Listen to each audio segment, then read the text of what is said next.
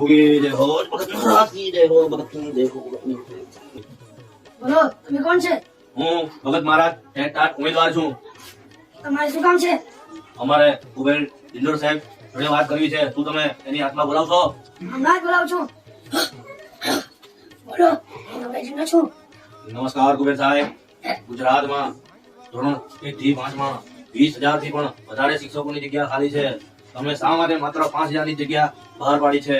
આ જગ્યામાં વધારો કરો એના માટે અમારે શું કરવું પડશે? આના માટે એક જ રસ્તો છે.